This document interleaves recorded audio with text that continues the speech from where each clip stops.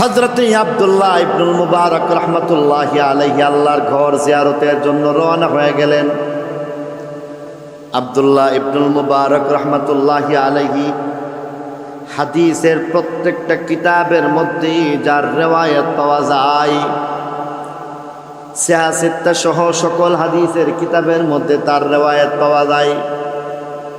প্রতি বছর শুধু হজ করতেন না, বরং প্রত্যেক বছর নিজের এলাকা থেকে কমপক্ষে 1000 মানুষের হজের খরচ তিনি নিজে দিতেন। নিজে খরচ দিতেন, 1000 হাজির মানুষকে হজ করাই। হযরত আব্দুল্লাহ ইবনুল মুবারক রাহমাতুল্লাহি আলাইহি হজ্জের মধ্যে গেলেন। হাতিমে কাবার মধ্যে ঘুমাইতেছেন, এমন সময় স্বপ্ন যুগে দেখতেছেন তার মাথার দিকে একজন বসা আর একজন পায়ের দিকে বসা। হযরত আব্দুল্লাহ ইবনুল মুবারক রাহমাতুল্লাহি আলাইহি লক্ষ্য করে দেখলেন যিনি পায়ের কাছে আছে তিনি মাথার কাছে লোকটাকে প্রশ্ন করতেছেন, বলো এই বছরে কয়জন হজের মধ্যে আসলো? মাথার কাছে লোকটা এবার উত্তর দিয়া বললেন, এই বছর 6 লাখ মানুষ হজ করছে। সুবহানাল্লাহ। জিজ্ঞাসা করলেন, তাহলে এবার বলো এই 6 লক্ষ হাজি তাদের মধ্য হইতে কয়জনের হজকে কবুল করা হয়েছে? মাথার পাশের লোকটা এবার বললেন, আশ্চর্য, 6 লক্ষ হাজি হজ করলেন বটে, তবে আল্লাহর মর্জি 6 লাখের মধ্য হইতে একজনের হজকে কবুল করা হয় নাই। বলি নাউজুবিল্লাহ। 6 লাখের একজনেরও হজ কবুল হয়েছে, একজনের হজ কবুল হয় না, কোন একজনের হজ কবুল হয়। পায়ের কাছে লোকটা এবার অবাক হয়ে আবার প্রশ্ন করলেন, তাহলে ব্যাপারটা কেমন দাঁড়ায় গেল? পুরা জমাত 6 লক্ষ মানুষের হজকে আল্লাহ কবুল করলেন না, অথচ হাদিস শরীফের মধ্যে আল্লাহ নবী ফরমান, ইয়াদুল্লাহি মাআল জামাআহ, জামাতের মধ্যে আল্লাহ রাব্বুল আলামিন সাহায্য থাকে। আর এই কারণে জামাতে নামাজ পড়লে একজনের উসিলাই বাকি সকলের হজ, বাকি সকলের নামাজ কবুল হয়ে যায়। কিন্তু তুমি আবার বলতেছো 6 লক্ষ মানুষের একজনের হজকে কবুল করা হইল না, ব্যাপারটা বুঝে আসে না। এবার প্রথম ব্যক্তি উত্তর দিয়ে আবার বলতেছেন, হ্যাঁ হ্যাঁ, তবে একটা সুসংবাদ আছে।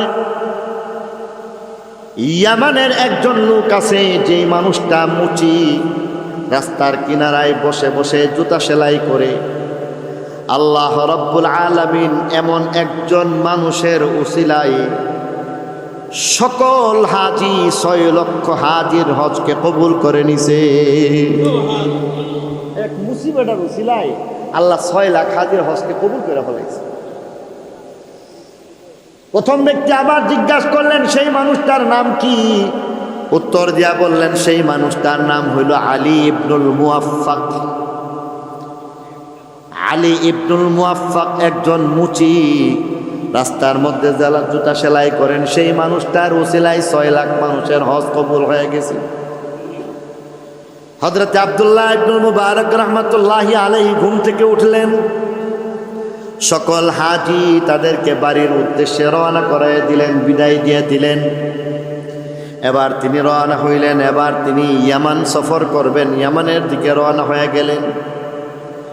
ইয়ামান যখন গেলেন, জিজ্ঞাসা করতে শুরু করলেন, আলী ইবনুল মুওয়াফফাক নামে লোকটাকে তালাশ করতে শুরু করলেন।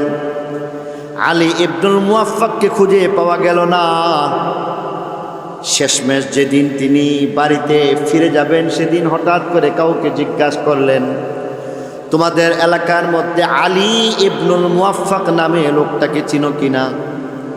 আল্লাহর মর্জি হয়ে গেছে, সেই লোকটা বলে, হ্যাঁ হ্যাঁ, আলী ইবনুল মুওয়াফফাক নামে লোকটাকে তো চিনি, সাধারণ একজন জুতা সেলাই করে এমন একজন মুচি মানুষ। হযরতে আব্দুল্লাহ ইবনুল মুবারক রাহমাতুল্লাহি আলাইহি সঙ্গে সঙ্গে তাকে জড়ায় ধরে বললেন, আমাকে তার কাছে নিয়ে যাও, আমাকে তার কাছে নিয়ে যাও। এতদিন পর্যন্ত সফর করে করে তালাশ করতেছি, যাকে আজকে মনে হয় পাইলাম। যাওয়ার পরে মসজিদের মধ্যে গেছেন, এই লোকটা উনি হইলেন হযরত আলী ইবনুল মুওয়াফফাক। বড় কোনো আলেম না, বাংলায় যদি বলি আমাদের আঞ্চলিক ভাষায় একজন সামার মানুষ, জুতা সেলাই করে। হযরত আব্দুল্লাহ ইবনুল মুবারক রাহমাতুল্লাহি আলাইহি আবার বলতেছেন, তুমি আলী ইবনুল মুওয়াফফাক? বলতেছেন, হ্যাঁ আমি আলী ইবনুল মুওয়াফফাক, তবে আপনাকে তো চিনলাম না। বলতেছেন, আমি হইলাম আব্দুল্লাহ ইবনুল মুবারক। হযরত আব্দুল্লাহ ইবনুল মুবারকের নাম শুনে তখন তিনি একটু নড়চড়ে বসলেন আর বলতেছেন, সেই লোক, বাগদাদের সেই লোক, বিশ্ববিখ্যাত মুহাদ্দিস, বুখারী শরীফ, তিরমিজি শরীফ, আবু দাউদ শরীফ, সিহাহ কিতাব সহ হাদিসের প্রায় প্রত্যেকটা কিতাবের মধ্যেই যার হাদিস, বর্ণিত হাদিস পাওয়া যায়, বিশ্ববিখ্যাত সেই আব্দুল্লাহ ইবনুল মুবারক আপনি? বলতেছেন যে হ্যাঁ আমি সেই আব্দুল্লাহ ইবনুল মুবারক, আমি আসছি তোমার সাথে সাক্ষাৎ করার জন্য। বলতেছেন যে হুজুর কি খেদমত করতে পারি? আলী ইবনুল মুওয়াফফাককে এবার তিনি বলতেছেন, তুমি আগে বলো তুমি কি আমল করো, তোমার কি এমন আমল আছে যে আমল আল্লাহর দরবারে কবুল হয়ে যায়? প্রথমত এইভাবে তো বলেন নাই, বলছেন যে তুমি কি আমল করো। সেই লোকটা মনে করছে কি কাজ করে, তার পেশা সম্পর্কে জিজ্ঞাসা করতেছে। এই কারণে আলী ইবনুল মুওয়াফফাক উত্তর দিতেছেন আর বলতেছেন যে আমি রাস্তার মধ্যে বসে বসে মানুষের জুতা সেলাই করি। আব্দুল্লাহ ইবনুল মুবারক রাহমাতুল্লাহি আলাইহি বলতেছেন, এই কাজের কথা বলতেছি না, আল্লাহর দরবারে কবুল হওয়ার মতো কি সেই আমল করো। লোকটা এবার বলতেছেন যে হুজুর আমি একজন সাধারণ মানুষ, আমি তো আসলে তেমন কোনো নেক আমল আল্লাহর দরবারে পেশ করার মতো তেমন কোনো আমল আমার নাই, তবে আমি একটা কাজ করি, হজ্জে যাওয়ার জন্য, খানায়ে কাবার জিয়ারতের জন্য মদিনা শরীফের সবুজ গম্বুজের মালিক উনার দরবারে দাঁড়াইয়া সরাসরি সালাত ও সালাম পেশ করার একটা স্বাদ নিয়া আমি আমার এই জুতা সেলাই করার টাকা থেকে অল্প অল্প টাকা জমাই। এই অল্প অল্প টাকা জমাইয়া আমি এটা দিয়ে হজে যাওয়ার মতো মোটামুটি টাকা আমার হয়ে গেছে।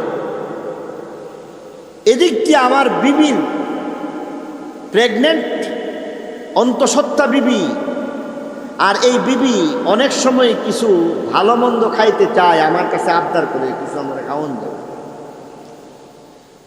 তো আমি বলতেছি যে এখান থেকে একটা আনা পয়সা যদি চলে যায় আমার হজ হবে না, অতএব আমি তাকে ভালো খাবারের জন্য বাজার করে দিতে প্রস্তুত নই।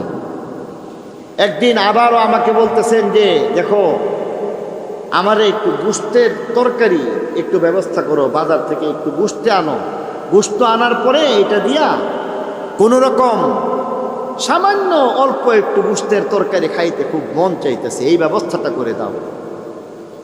কিন্তু আমি বললাম যে না না, এখান থেকে 1 টাকা দিলেও আমার হজ নষ্ট হবে, আমি হজের টাকা নষ্ট করে, হজ নষ্ট করে তোমার বাজার করে দেওয়ার জন্য প্রস্তুত না। হযরত আব্দুল্লাহ ইবনুল মুবারক রাহমাতুল্লাহি আলাইহি ওনার কথা শুনেই যাচ্ছিলেন আর তিনি বলে যাচ্ছিলেন। আলী ইবনুল মুওয়াফফাক বলতেছেন, এক পর্যায়ে আমি ঘর থেকে যখন বের হইলাম, বের হওয়ার পরে দেখতেছি পাশের ঘরের মধ্যে গোশতের তরকারি রান্না হইতেছে, তার সুঘ্রাণ আমার নাকে লাগছে। চিন্তা করলাম পাশাপাশি ঘর, তার কাছে গিয়া 1-2টা টুকরো যদি আমি নিয়ে আসতে পারি, আমার বিবির আবদার, মনের যে একটা চাহিদা যে গোশতের তরকারি খাবে, এটা পূরণ হয়ে যাইতে পারে। এই কারণে বাড়িতে গিয়ে আওয়াজ দিয়া বললাম দরজাটা খুলেন।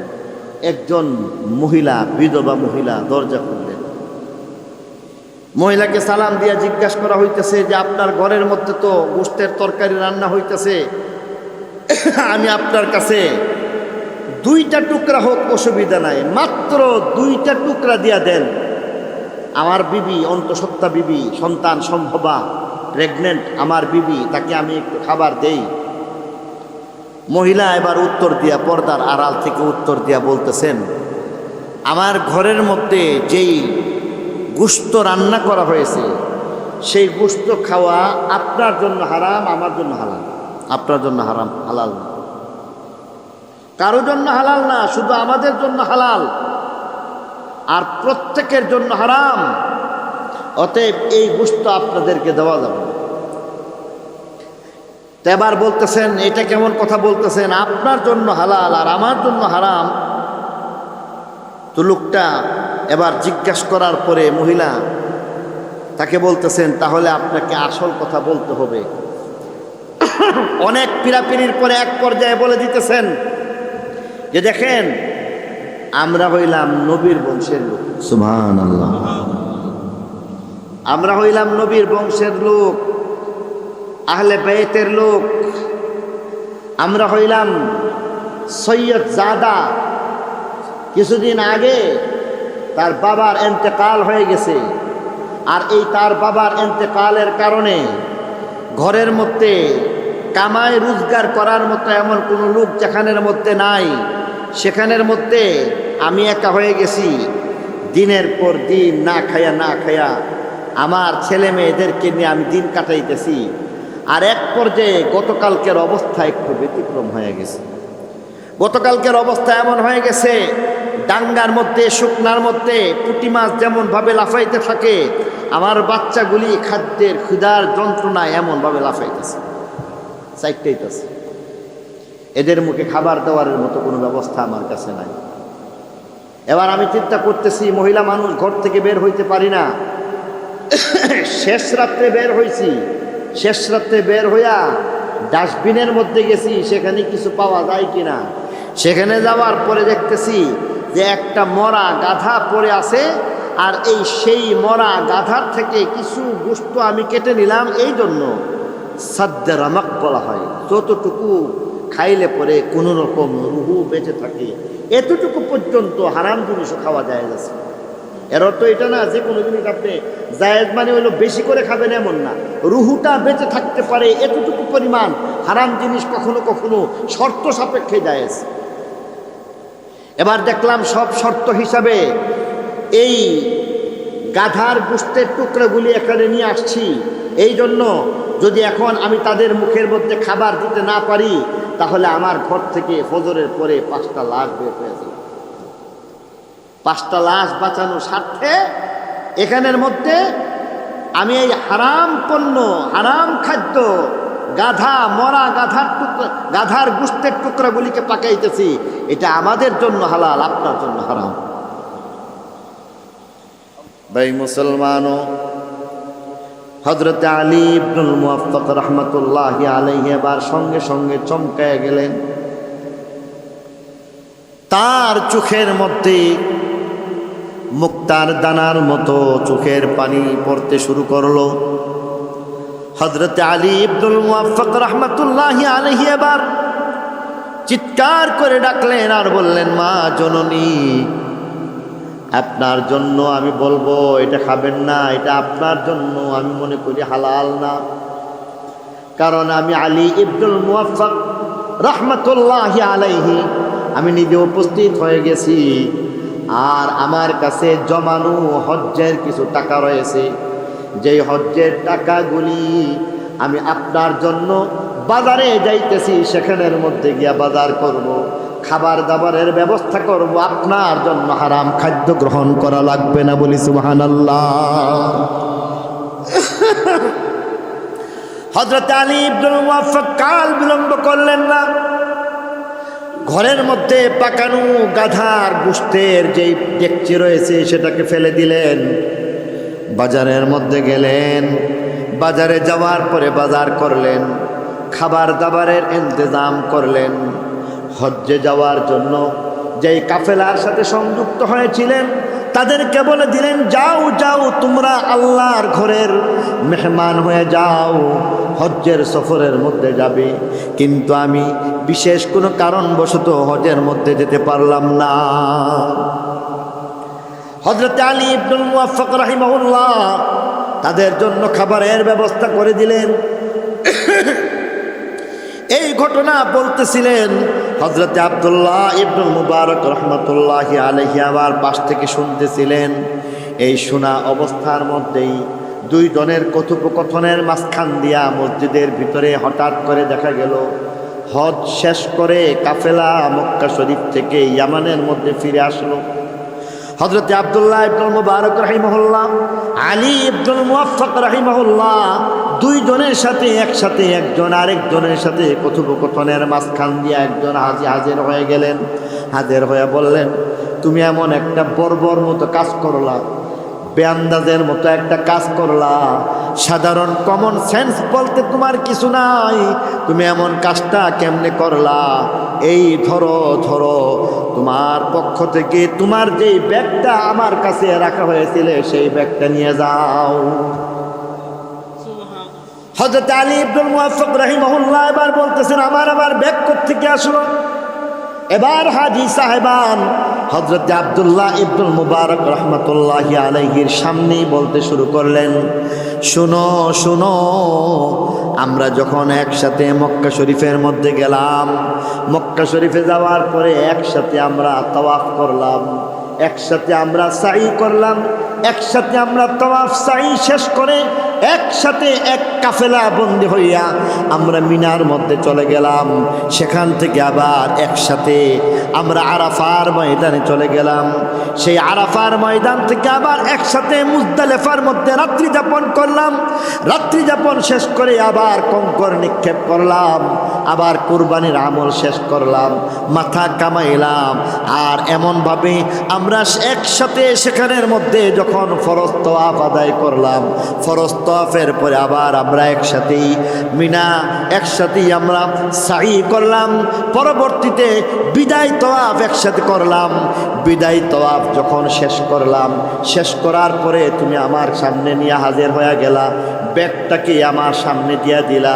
আমাদের অনেক ব্যাগ রয়েছে, প্রত্যেকের কাফেলার যার যার ব্যাগ যেখানের মধ্যে রয়েছে সেই সামানের উপরে হঠাৎ করে তুমি বললা, ভাই তুমি আমার এই ব্যাগটা কিছুক্ষণের জন্য রাখো। এই কথা বলে তুমি চলে গেলা। আমি তোমার অপেক্ষায় রইলাম, কিন্তু তুমি আর ফেরত আসলা না, সেই কাজটা তুমি ঠিক করলা না। শুধু কি তাই বলতেছেন, এরপরে আমরা এখানের মধ্যে দুপুর পর্যন্ত অপেক্ষা করলাম, ভাবলাম হয়তো হারায় গেছো। আসর পর্যন্ত অপেক্ষা করলাম, আসরের মধ্যে পৌঁছাই নাই। মাগরিব পর্যন্ত অপেক্ষা করলাম, এশা পর্যন্ত অপেক্ষা করলাম। দিন পার হয়ে গেলাম, একদিন, 2 দিন, 3 দিন পর্যন্ত অপেক্ষা করলাম। তোমার কোনো নাম গন্ধ নাই। এদিক দিয়ে যেখানে আমার সামান বহন করতে কষ্ট হইতেছে, তোমার সামান না পারতেছি বহন করতেছে, বহন করে নিয়ে আসতে, আর না পারতেছি ফেলে আসতে। ওতে অনেক কষ্ট করে আজকে তোমার সামনে এত দূর পথ পর্যন্ত সফর করে আসছি, এখন আর পারতাম না, বাকিটা তুমি তোমার বাড়িতে নিয়ে যাও। হযরত আলী ইবনুল মুওয়াফফাক রাহমাতুল্লাহি আলাইহি এবার অবাক হইলেন। হযরত আব্দুল্লাহ ইবনুল মুবারক রাহিমাহুল্লাহ অবাক হইলেন। আগন্তুক ব্যক্তি, তিনিও যেন কোনো কিছু বুঝে উঠতে পারতেছেন না। এর মধ্যেই করলেন কি, ব্যাগটাকে খুললেন। খোলার পরে দেখতেছেন এখানের মধ্যে একটা কাগজ লেখা রয়েছে, অনেকগুলি টাকা রয়েছে, যেখানের মধ্যে অনেকগুলি টাকা, তার সাথে সাথে ছোট্ট একটা চিরিকুটের মধ্যে লিখে দেওয়া হয়েছে, আলী ইবনুল মুওয়াফফাক, শোনো, তুমি আহলে বাইতকে সম্মান করেছো, নবীর বংশধরকে সম্মান করেছো। নবীর বংশধরকে সম্মান করার কারণে পরবর্তীতে এই টাকা দিয়ে তুমি হজ্জে গমন করতে পারতেছো না। আর আল্লাহ রাব্বুল আলামিন নবীর পরিবারবর্গ যারা রয়েছে, আহলে বাইত যারা রয়েছে, তাদেরকে সম্মান করার কারণে আজকে তোমাকে এইভাবে সম্মানিত করেছেন যে আল্লাহ রাব্বুল আলামিন তোমার আকৃতিতে একজন ফেরেশতা বানায় দিয়েছে, যেই ফেরেশতা তোমার হজ্জের সকল কাজ আঞ্জাম দিয়েছে। সকল কাজ আঞ্জাম দেওয়ার পরে যেই পরিমাণ টাকা তুমি আল্লাহর রাস্তার মধ্যে আহলে বাইতের জন্য খরচ করেছিল, তার থেকে কমপক্ষে 10 গুণ টাকা দিয়া আল্লাহ তোমার সেই টাকা ফেরত দিয়া তোমাকে দুনিয়া আখিরাতে সম্মানিত করে দিয়েছে।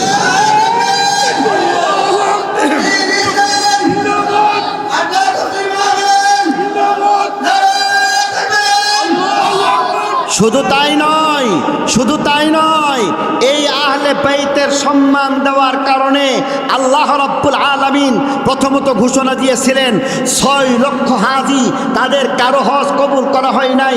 আল্লাহ রাব্বুল আলামিন তোমাকে এইভাবে সম্মানিত করেছেন যে তোমার কারণে আল্লাহ রাব্বুল আলামিন পৃথিবীর আনাচে কানাচে থেকে আগত 6 লক্ষ হাজী তাদের প্রত্যেকের হজকে কবুল করে ফেলাইছেন। এই আহলে বাইত মুহররমের মধ্যে তাদের ইজ্জতের সাথে ছিনিমিনি খেলা হয়েছে, ঠিক কিনা জোরে বলেন। এই আহলে বাইতকে অসম্মান করা হয়েছে, ঠিক কিনা জোরে বলেন। এই আহলে বাইতের সম্মান আমাদের মধ্যে থাকতে হবে, ঠিক কিনা জোরে বলেন। সাথে সাথে আমাকে আপনাকে এটাও মনে করতে হবে সব কিছু আহলে বাইতের তরিকা অনুযায়ী চলতে হবে। আল্লাহর নবীর মহাব্বত, আল্লাহর মহাব্বত, নবীর মহাব্বত, আল্লাহর হুকুম নবীর তরিকার মাধ্যমে সব কিছু যদি বাস্তবায়িত হয়ে যায় তখনই কেবলমাত্র সম্ভব। না হয় মন গড়া মহাব্বতের দ্বারা কোনো দিন মুক্তি পাওয়া যায় না, ঠিক কিনা জোরে বলে। আলহামদুলিল্লাহ, আজকের প্রধান বক্তা হযরত মাওলানা হাফেজ কারি সোহাইব আহমদ সাহেব চলে আসছেন। উনি বয়ান করবেন, আপনারা বয়ান শুনবেননি। চেয়ারটা দিন না, একটু চেয়ারটা দেন। না না এর বলি তো না, বলি তো আমি তো ছেড়ে দিব 2 মিনিট। আচ্ছা বোন না, চেয়ারটা দিন না। মেরে মোহতারাম দোস্ত বুজুর্গ, মুহররম আসলে আহলে বাইতের কথা যদিও বা মনে পড়ে, তার সাথে সাথে আমাদের মধ্যে অনেকের মধ্যেই কিছু বাড়াবাড়ি আর সারাসারি আছে। কি আছে? কিছু বাড়াবাড়ি, কিছু বাড়াইলা, আর কিছু সারাসারি, কিছু কমাইলা। একদল আছে এমন আহলে বাইত করতে করতে করতে করতে এমন শিরিক বেদাতের যা কিছু আছে সব কিছু তাদের মধ্যে পাওয়া যায়। আর একদল আছে আহলে বাইতের এই বিষয়টাকে আমলেই নেয় না, তাদের ব্যাপারে কোনো ধরনের আলোচনার মধ্যেই রাখে না। হযরত হুসাইন রাদিয়াল্লাহু তাআলা আনহু, হযরত হুসাইন রাদিয়াল্লাহু তাআলা আনহু তিনি কারবালার ময়দানের মধ্যে শহীদ হয়েছিলেন, ঠিক কিনা জোরে বলেন। এই কারবালার ময়দানের মধ্যে যে শহীদ হয়েছিলেন 72 জন আহলে বাইত সেখানের মধ্যে অবরুদ্ধ হয়ে গিয়েছিলেন। মৌলানা আরো সুন্দর করে বলবেন, আমি আপনাদের সামনে এত সুন্দর করে বলার মতো ক্ষমতা আমার নাই। এদের সামনে সামান্য পানি পর্যন্ত দেওয়া হয় নাই। হযরত হুসাইন রাদিয়াল্লাহু তাআলা আনহু 10 মুহররমের 10 তারিখ শুক্রবার শেষ পর্যন্ত নামাজের জন্য তিনি আবদার করে একটু সময় পর্যন্ত চাইতে হয়েছে। বলার উদ্দেশ্য হইতেছে আহলে বাইতের মধ্যে হইতে সাইয়্যিদনা হযরত হুসাইন রাদিয়াল্লাহু তাআলা আনহু ওনার মধ্যে জীবনের শেষ রক্তবিন্দু পর্যন্ত একটা জিনিস ছিল, উনি নামাজটা ছাড়েন নাই, ঠিক কিনা জোরে বলেন। আর আমাদের মধ্যে দেখা যায় আহলে বাইতের মহাব্বত আছে, নবীর মহাব্বত আছে, আল্লাহ রসুলের মহাব্বত আছে, কিন্তু আমাদের মধ্যে দেখা যায় আল্লাহর হুকুম সবচাইতে বড় বিধান, নবীর সর্বশেষ ওসিয়ত নামাজ, এটা আমাদের মধ্যে নাই, ঠিক কিনা জোরে বলেন। আমরা কোনাইচ্ছা পাতারে পাড়ি দেওয়ার চেষ্টা করতেছি, নামাজ ছাড়াই কোনোভাবে আল্লাহর কাছে পেয়ারা হয়ে যায় কিনা। নামাজ রোজা করার মাধ্যমে যদি আমি জান্নাতি হওয়া লাগে তাহলে পিসাব দইরা লাভ পিতা, এমন সকল কথাবার্তা আমাদের মধ্যে আছে না নাই?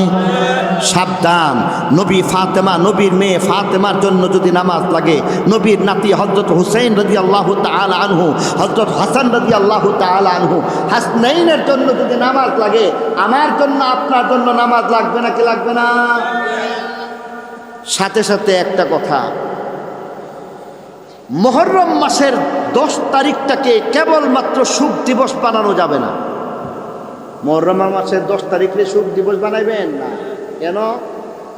মুহররম মাসের 10 তারিখে সাইয়্যিদনা হযরত হুসাইন রাদিয়াল্লাহু তাআলা আনহু কেবলমাত্র উনার শাহাদতের কারণে এই দিবসটা স্মরণীয়, বিষয়টা এমন না, বরং ইতিপূর্বে অনেক অনেক বরকতের ব্যবস্থা এই 10 তারিখ শুক্রবারের মধ্যে 10 মুহররমের মধ্যে আল্লাহ রাখছিলেন। আমি ছোট্ট একটা ফিরিস্তি যদি বলি তাহলে বলবো এই 10 তারিখ মুহররমের 10 তারিখ আগে, এটা বর্তমানে রমজানের রোজা যেমনভাবে ফরজ, আগের উম্মতের জন্য মুহররমের 10 তারিখে ফরজ ছিল বরকতের হওয়ার কারণে, ঠিক কিনা জোরে বলেন। হযরত আদম আলাইহিস সালাম তার তওবা মুহররমের 10 তারিখে কবুল হয়ে গিয়েছিল। হযরত নূহ আলাইহিস সালাম উনার যে কিস্তি 10 তারিখে জুদি নামক পাহাড়ের মধ্যে লেগে যারা তার মধ্যে আরোহণ করেছিল তারা নাজাত পেয়েছিল। 10 মুহররমের মধ্যে আল্লাহ রাব্বুল আলামিন হযরত ইব্রাহিম আলাইহিস সালামের আগুনকে একেবারে নিবাইয়া ফুলের বাগান বানায় দিয়েছিলেন। 10 মুহররমের মধ্যে হযরত মুসা আলাইহিস সালাম উনাকে নীল দরিয়া পার করাইয়া উনাকে মুক্তির ব্যবস্থা করে দিয়েছিলেন। 10 মুহররমের মধ্যে ইউনুস আলাইহিস সালাম মাছের পেট থেকে মুক্তি পাইছিলেন। 10 মুহররমের মধ্যে আল্লাহ রাব্বুল আলামিন এমন হাজারো বরকতের ব্যবস্থা রাখছেন। আর এই কারণে বলা হইতেছে 10 মুহররম এটা কেবলমাত্র সুকাতুর একটা সুখ দিবস নয়, বরং এটা বরকতের একটা দিবস। যেই দিবসের সাথে সাথে এমন একটা দিবস, বরকতময় দিবসের মধ্যে বেদিন, কাফের, ইহুদ, নাসারা হযরত হুসাইন রাদিয়াল্লাহু আনহুকে শহীদ করে দেওয়ার মতো একটা অপকর্ম পর্যন্ত করে দিয়েছে। ঠিক কিনা বলেন? সাদ্দামরে ঈদের দিন ফাঁসি দেওয়া হয়েছিল, মনে আছে আপনাদের? সাদ্দামকে ঈদের দিন কেন এমন করা হয়েছিল? মুসলমানদের পবিত্র দিবসগুলির মধ্যে ইহুদিদের যত আক্রমণ, সেই আক্রমণ করার জন্য, আর এর মাধ্যমে তারা ঘোলা পানিতে মাছ শিকার করার জন্য সব ধরনের শিরিক, বেদাত, কুফরি মতবাদকে ইসলামের নামে চালায় দেওয়ার জন্য তারা এই ধরনের ষড়যন্ত্র সর্বযুগে করেছে, বর্তমানেও করতেছে, ভবিষ্যতেও করব। অতএব এটা কেবল সুখ দিবস মনে করব না, বরকতের দিবস। হাদিস শরীফের মধ্যে আল্লাহর নবী পরিষ্কার বলে দিয়েছেন, যে ব্যক্তি মান ওয়াসসা আলা ইয়ালিহি, 10 মুহররমের মধ্যে যারা তাদের পরিবারের মধ্যে ভালো ভালো খাবারের ব্যবস্থা করে রাখবে, আল্লাহ রাব্বুল আলামিন এই ভালো খাবারের উসিলায় সারা বছর আল্লাহ রাব্বুল আলামিন তার পরিবারের মধ্যে খাবারে বরকত দিয়ে দিবেন। হাদিস শরীফের মধ্যে আসছে 10 তারিখের মধ্যে রোজা রাখো। আল্লাহ নবী ফরমান 10 তারিখের মধ্যে যেহেতু ইহুদিরা রোজা রাখে, অতএব তোমরা 10 তারিখের সাথে আগে 9 তারিখে অথবা পরে একটা রোজা রাখো। আল্লাহ নবী এমনও কথা বলে দিয়েছেন, আমি যদি আগামী বছর বেঁচে থাকি তাহলে 10 মুহররমের সাথে সাথে 9 তারিখেও আমরা একটা রোজা রাখবো। অতএব 10 মুহররম এটা কেবলমাত্র সুখ দিবস না ইবাদতের দিবস? আরো জোরে বলতে হবে, সুখ দিবস না ইবাদতের দিবস? এখানের মধ্যে এই লাঠি খেলার আয়োজন করা এটা মুসলমানের কোনো তরিকা হইতে পারে না। গান বাদ্য, ডাক ডোল পিটানো এটা মুসলমানদের কোনো কার্যক্রম হইতে পারে না। এই সব কিছু হইতে হবে আল্লাহর হুকুম নবীর তরিকা মতো। আল্লাহর হুকুম নবীর তরিকার মাধ্যমে কেবলমাত্র শান্তি। ঠিক কিনা জোরে বলেন? আহলে বাইতের প্রতি ভালোবাসা থাকতে হবে আল্লাহর হুকুম নবীর তরিকা মতো। ঠিক কিনা জোরে বলেন? আসুন 10 মুহররমকে কেবলমাত্র সুখ দিবস নয়, বরং 10 মুহররমকে ইবাদতের একটা দিবস বানাইয়া রোজার মাধ্যমে, এবং যারা রোজা রাখতে অক্ষম, বিশেষ করে শিশু এবং মহিলারা যারা রোজা রাখতে পারে না,